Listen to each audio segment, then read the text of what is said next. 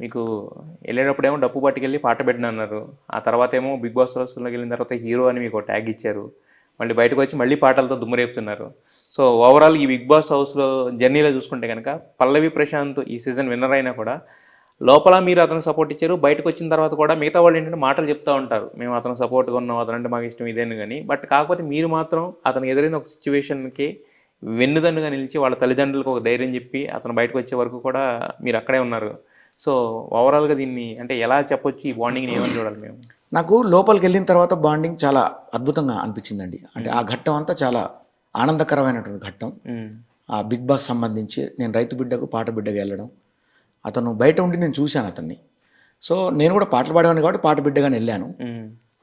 దాని తర్వాత బయటికొచ్చిన తర్వాత మళ్ళీ తోడుగా నిలిచారనేది అది కొంచెం బాధాకరమైన విషయం. హ్మ్. నిలిచానంటే నేను బయట ఎలాంటి వ్యక్తినో లోపల అలాగే ఉన్నాను. హ్మ్. బయటకొచ్చినాక అదే తత్వం కాబట్టి హ్మ్. బయటకొచ్చాక ఆయనకు జరిగింది చాలా బాధాకరమైన విషయం అది. హ్మ్. అసలు అలాంటిది జరగకూడదు అది. అది జరుగుతుందని నేను ఎక్స్పెక్ట్ చేయలేదు. హ్మ్.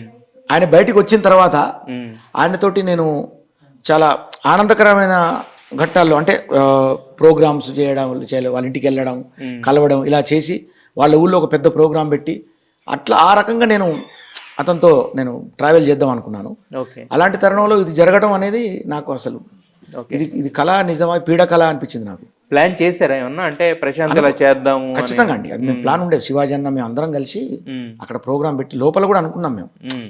మనం ఎవరు వచ్చినా కానీ మనం సెలబ్రేట్ చేసుకోవాలి బాగా. హ్మ్. చేసుకుని అక్కడ ప్రోగ్రాం పెట్టి మన పాటలు, ఆటలు హ్మ్. అదంతా ఆ రకం కొత్తగా చేద్దాం మనం. హ్మ్. ఇప్పుడు బిగ్ బాస్ ఇన్ని సీజన్లలో బయటకు వచ్చిన తర్వాత అందరు కలిసి ఒక కార్యక్రమం చేయలే. అవును. పెద్దగా గెట్ టుగెదర్ అంటే ఎవరైతే ఈవెంట్సే గాని గెట్ టుగెదర్ చేసుకున్నది ఏమీ లేవు. విన్నర్ ఎవరైతే ఉంటారో హ్మ్. మళ్ళీ ఆ విన్నర్ని అక్కడ పెట్టి అందరు కలిసి మళ్ళీ బిగ్ బాస్లో ఫినాలే ఏ రకంగా అయితే సెలబ్రేట్ చేసుకున్నామో హ్మ్. మళ్ళీ బయటకు వచ్చిన తర్వాత కూడా ప్రజల ముందు హ్మ్. ఫినాలే అంటేనేమో టీవీలో చూస్తారు అందరూ. యెస్. యెస్. కానీ ఇది ప్రత్యక్షంగా హ్మ్. లైవ్ ఫినాల్గా చేసి దాన్ని చేద్దాం అనుకున్నారు. విన్నర్ ప్రోగ్రామ్ అనమాట. విన్నింగ్ సెలబ్రేషన్ చేద్దాం అట్లా చేద్దామని ఉండే మాకు. హ్మ్. ఇక ఈలోగా ఆ సెలబ్రేషన్ పోయి అది పోలీస్ స్టేషన్లో కోర్టుల చుట్టూ తిరగడం అయినా కానీ ఈ తమ్ముడు జైలుకి వెళ్ళిన తర్వాత అసలు ఆయన ఫ్యాన్స్ అందరూ ఎంత బాధపడ్డారని తర్వాత నాకు మళ్ళీ అర్థమైంది. ఇంకా ఆయనకు పోలే అది అట్లా పోయినంత మాత్రాన ఆయన బ్యాడ్ అని ఎవరు అనుకోలేదు. ఎందుకంటే ఆయన ఉత్సాహంలో నాకు అంటే ఇంతమంది ఆడియన్స్ ఉన్నారు కదా అని ఉత్సాహంలో ఉప్పొంగిపోయి ఆయన రకరకాలుగా అట్లా ఆయన విన్యాసాలు చూపించడం జరిగింది. సో దాన్ని కూడా కొంతమంది సరే అపార్థం చేసుకున్నారు. సరే ఆయన కూడా తర్వాత తెలుసుకున్నాడు నేను అంత ఎక్కువ చేయకుండా నేను చాలా ఇదిగా ఉండాలి అని చెప్పి తర్వాత తెలుసుకోవడం. ఆ తర్వాత ఏంటంటే జనాలకి అభివాదం చేద్దాం అని చెప్పి తిరిగి మళ్ళీ వెనక్కి రావడం అన్నపూర్ణ ముందట అదే వచ్చింది బయటకు వచ్చింది ఫినాలే తర్వాత ఆ రాత్రి